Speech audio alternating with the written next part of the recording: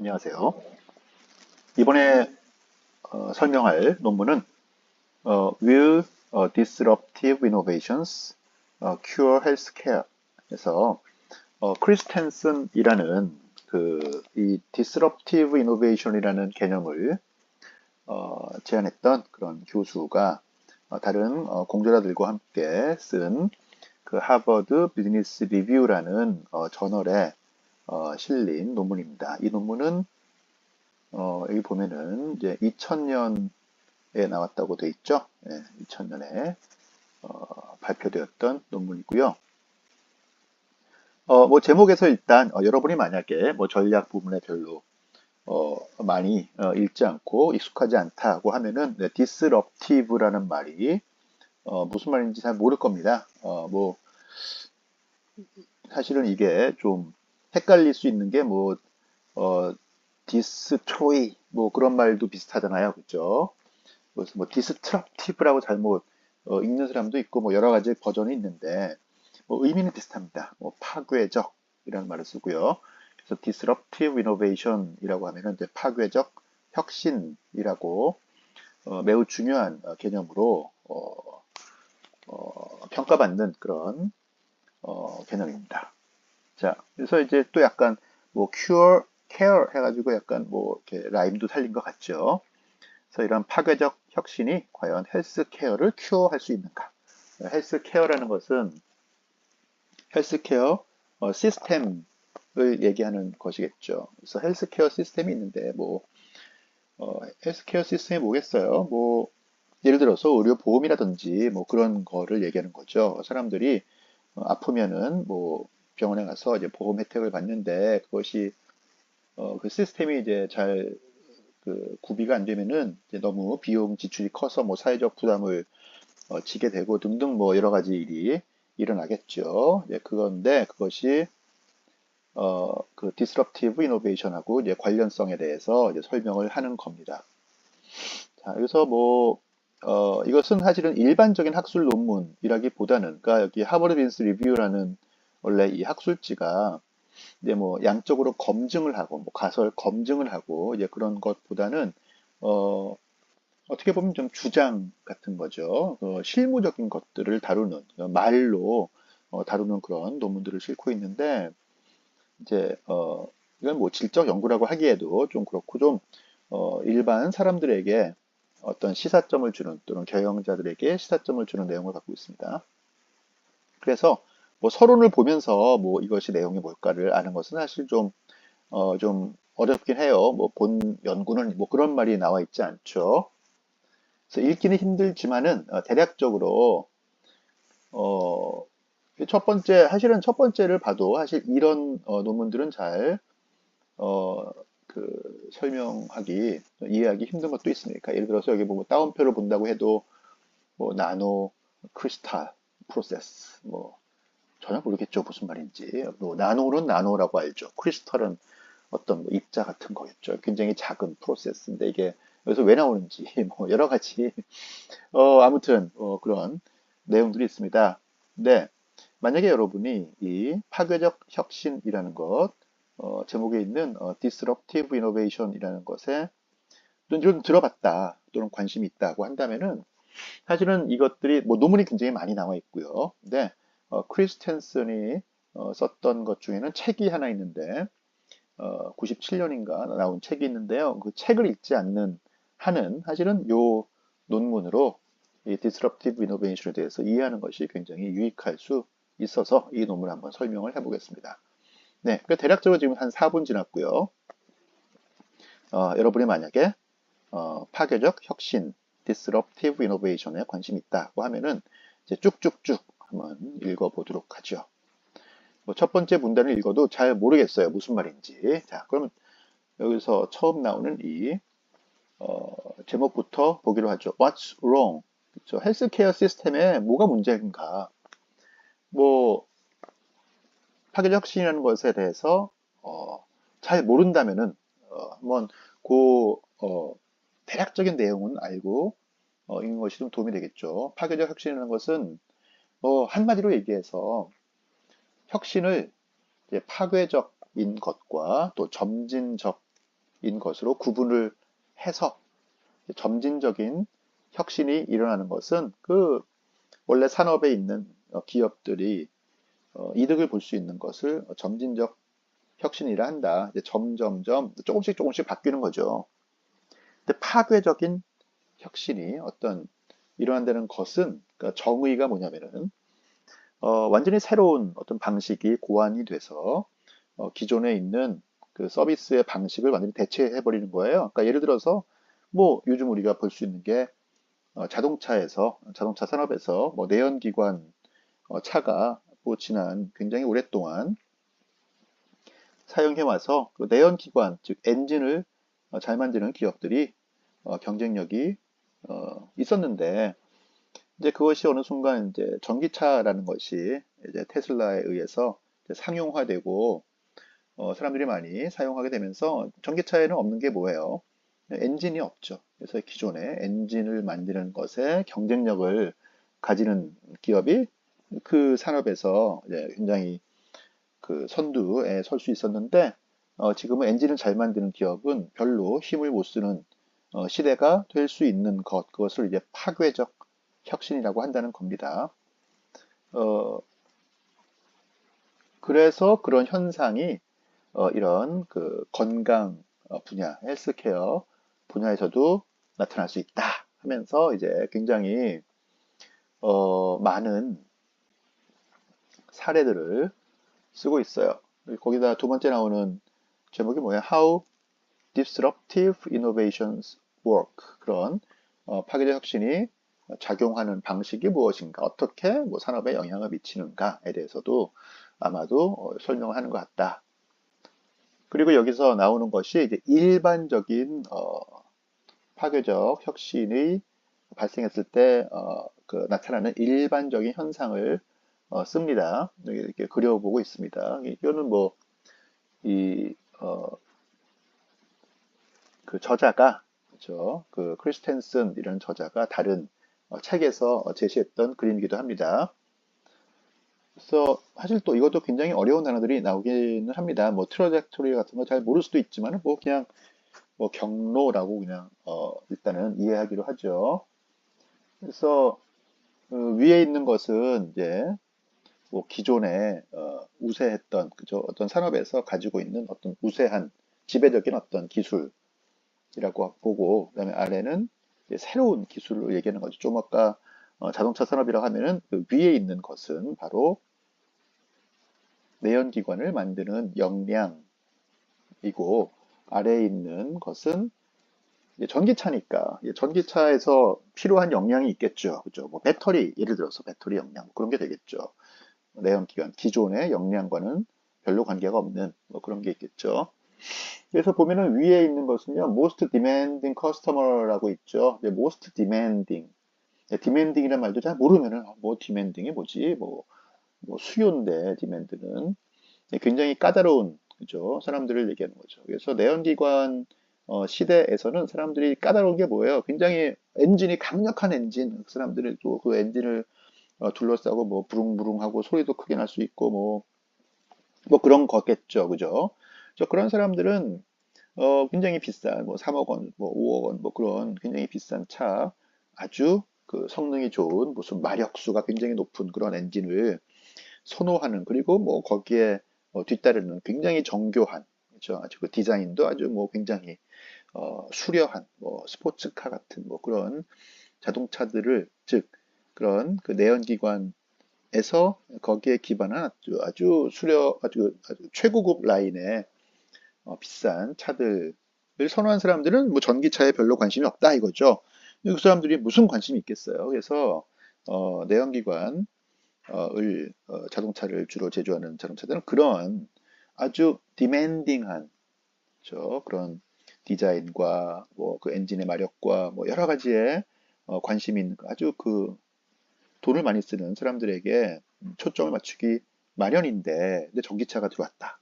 물론 테슬라는 전기차를 제조할 때 비싼 차를 먼저 그 제조를 해서 선보여서 사람들의 관심을 끄는 그런 전략을 택하기도 했지만은 사실은 전기차가 대체로 이제 그런 아주 비싼 내연기관 차보다는 저렴하잖아요. 그죠? 또 정부가 보조금도 많이 주고 해가지고 가격을 내리고 그런 효과도 있고 해서 New Performance Trajectory는요.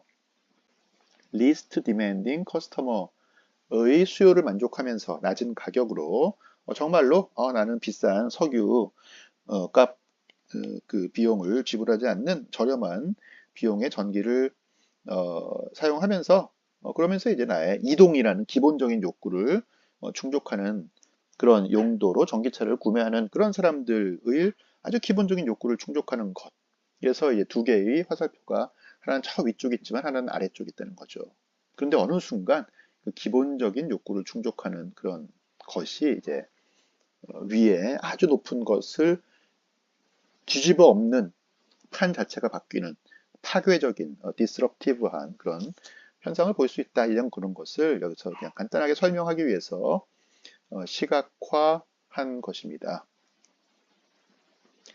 자, 넘어가서 또 어떤 내용이 있나 볼까요? 그래서 그것을 헬스케어에서 이 의료 뭐 산업이라고 할까요? 여기서는 이제 어떤 방식으로 나타나는 것인가? 이렇게 뭐 네 개의 화살표를 그려놨네요. 이게 뭐 맞다 틀리다가 아니라 이제 이런 식으로 될 수 있다고 이 저자들이 제시를 한 겁니다. 그 가장 높은, 가장 아까 most demanding이라고 한 가장 높은 게 뭐가 있겠어요? 그 여기 보니까 스페셜리스트, 아주 전문가들, 아주 굉장히 뭐 최고의 뭐 병원들, 그리고 sub specialist physicians, 뭐 physician이 뭔지 몰라도 아무튼 뭐 외과 의사 무슨 뭐 굉장히 비싼 돈을 받고 굉장히 중요한 수술을 하는 사람들이 있겠고 그 중간 두 번째는 primary care, 뭐 family practice, 뭐 이제 가정의학, 그러니까 뭐 아주 전문가가 아니라 그냥 일반 의들 뭐 그런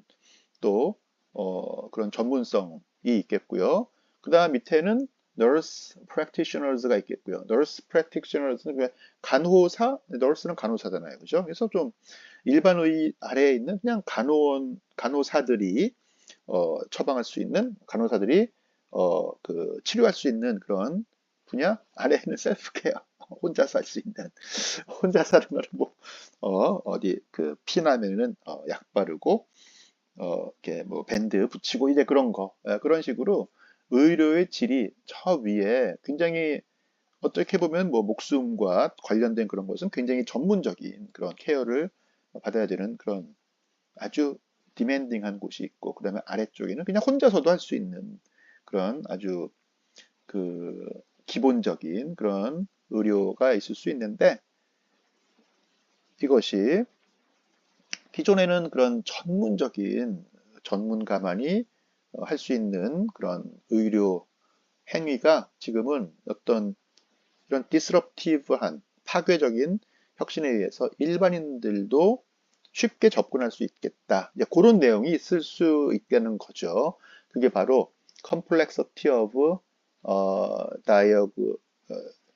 diagnosis, 진단하고 그리고 트리트먼트, 치료하는 것의 그런 수준들이 기술적 발전에 의해서 예전에는 전문가만 할 수 있는 것을 지금은 일반인도 아주 기본적인 그 수준의 사람들도 할 수 있다는 내용이 있는 것 같다라는 거죠.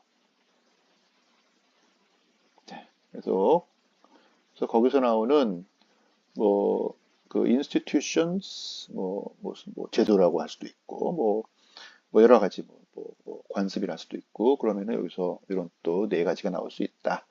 맨 위에는 General Hospitals 종합병원, 아래에는 In-Home Care 방 집에서 이제 하는 거죠. 자, 내려가서 Solutions to the Crisis. 그래서 이런 기술 발전에 의해서 기술에 특히 이 Disruptive Innovation에 의해서 이런 혁신에 의해서 의료계의 기존의 질서가 이제 무너지는 거죠. 누구에게 이득이 갈 수도 있고 이득이 갈 수도 아닐 수도 있는데 이제 새로운 이제 세력이 부상할 수 있는 거죠. 예를 들어서 원격 진료다. 그럼 원격 진료는 전문성이 없어도 그런 어떤 기술을 통해서 집에서 손쉽게 아주 예전에는 아주 힘들게 치료했었던 질병도 집에서 손쉽게 만약에 치료할 수 있는 그런 파괴적 혁신이 일어난다면은 그러면 이제 그걸 어떻게 기존 기업들이 어떻게 대처할 것인가, 어떻게 거기서 살아남을 수 있을 것인가에 대해서 몇 가지의 솔루션을 해답을 제시한다가 보이겠죠. 자, 첫 번째는 뭐겠어요? 제가 편의상 어, 넘버링을 하겠습니다. create 뭘 창조한다, 시스템을 새로운 시스템을 창조하겠죠. where the clinician's skill 뭐 이게 무슨 말인지 몰라도 뭐 matched 뭐 뭔지 몰라도 아무튼 뭐 메디컬 프로블럼에서 어떤 의료적인 문제 그뭐 질병 같은 게 되겠죠. 거기에 맞는 이게 뭔지를 몰라도 아무튼 스킬 레벨 뭐 그런 것이 있는 것을 새로운 시스템을 만든다라는 거죠. 뭐 다시 한번 전기차를 떠올려 볼까요? 뭐 전기차가 떠올랐다. 그러면은 기존에 있던 역량이 필요가 없잖아요. 그러면은 예를 들어서 기존에 딜러들이 이제 자동차를 팔았는데 테슬라는 사실 전기차에 무슨 뭐 복잡한 그런 게 없기 때문에 어디서 판매합니까? 그냥 온라인으로 판매를 하죠. 뭐 그런 거 예를 들어서 그래서 이런 파괴적 혁신에 대처할 수 있는 새로운 시스템을 만들고 그것을 embrace 한다. embrace라는 것은 그걸 포용해야 된다는 거죠. 그런 새로운 시스템에 적응하는 그런 노력을 해야 된다. 어떻게 보면 당연한 거죠. 그죠? 근데 사실 이게 말로는 굉장히 당연하고 상식적인 것처럼 보이지만은 좀 힘들겠죠. 이 이노베이션이 원래 그런 거 아니겠어요? 힘든 거죠. 실행하기에. 자, 두 번째 처방이 뭐냐? invest less money in high end. high end가 뭐 저 위에 있는 high 높은 곳에 end. end가 이제 끝이라고도 할 수 있지만은 뭐 끝은 끝이죠. high end는 굉장히 높은 그 서비스를 지향하는 그런 시장이겠죠. 아까 얘기했던 뭐 자동차면은 최고급 스포츠카 뭐 무슨 뭐 3억 원, 5억 원 뭐 그런 것들을 얘기하는 것이겠고요. 거기에 뭘 하라고요? less money. 돈을 덜 투자해라. 그리고 밑에 뭐겠어요? 뭐 simplify complex problems. 문제들을 단순화시키는 것에 그렇죠? more more가 뭐예요? more money. invest more money가 되겠죠. 그러니까 너무 사람들이 그 기존에 있는 사람들은 굉장히 고급하고 고급 서비스 아주 그 정교한 아주 그 고차원적인 그런 것을 원하고 거기다 돈을 많이 쓰니까 당연히 그 고객을 놓치기 힘들겠죠. 그건 굉장히 당연한 자연스러운 현상이지만 그런 disruptive innovation이 발생하면은 이제 아래쪽에서 생기는 아주 기본적인 니즈를 충족하는 기술에도 신경을 쓰고 거기에 더 투자를 할 준비를 해라 라는 겁니다. 단순한 기술에 새로운 기술을 기반으로 하는 단순한 그런 새로운 제품에도 투자를 게을리 하지 말아라. 그런 의미겠죠. 세 번째, create 뭘 만들어. new organizations 새로운 조직을 만들어라. 왜요? to do the disrupting, do the disrupting 그런 파괴적인 어떤 것을 그죠? 그걸 하기 위해서 새로운 조직을 만들어라. 이제 왜냐하면은 이제 기존 조직은요, 이제 새로운 어떤 그 파괴적 혁신이 나타났을 때 그것에 대처하기 힘듭니다. 왜냐하면 기존에 일하고 있는 관습이란 게 있잖아요. 그 뭐 타성이라고 하죠. 그래서 새로운 혁신을 받아들이기 위해서는 새로운 조직이 필요합니다.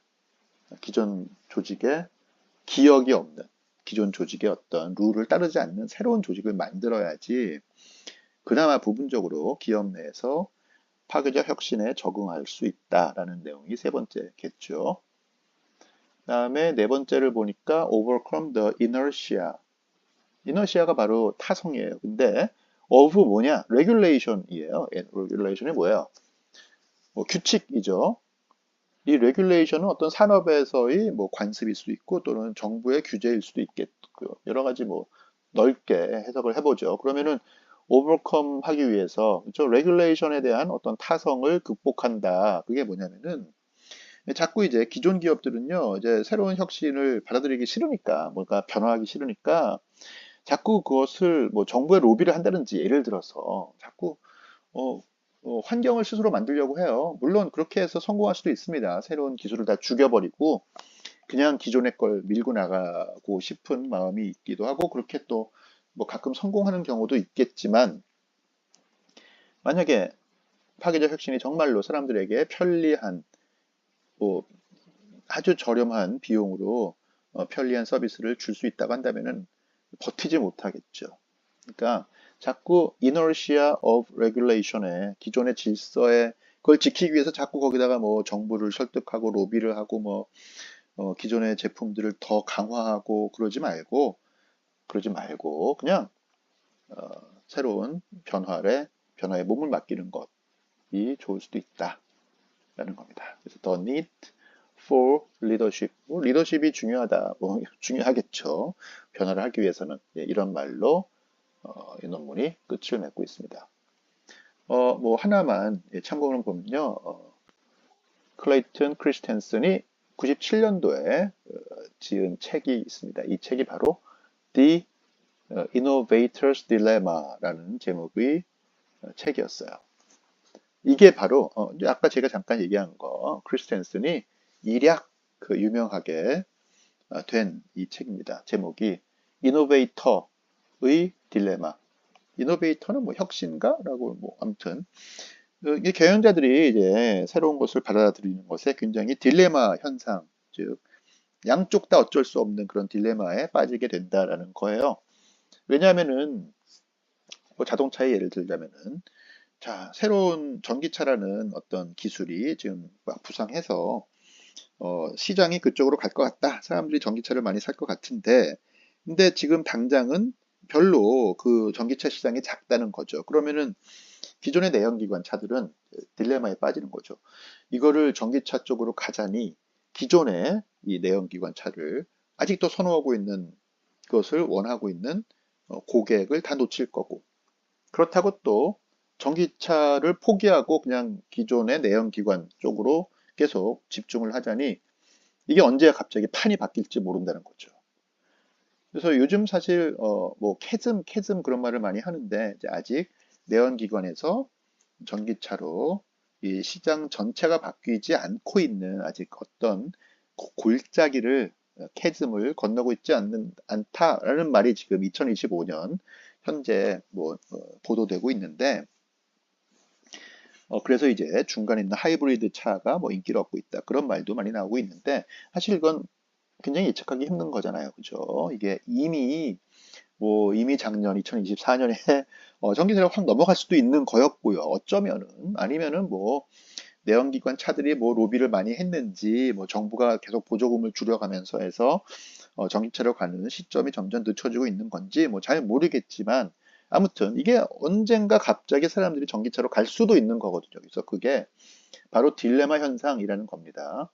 굉장히 기업이 새로운 혁신, 즉 파괴적 혁신을 받아들이기에 힘든 그런 상황에 놓이기 마련이다 라는 내용을 썼던 것이 바로 이 책이었습니다.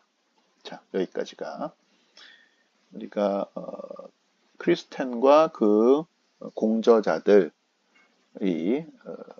그 발표했던 2000년에 발표했던 파괴적 혁신은 의료 산업을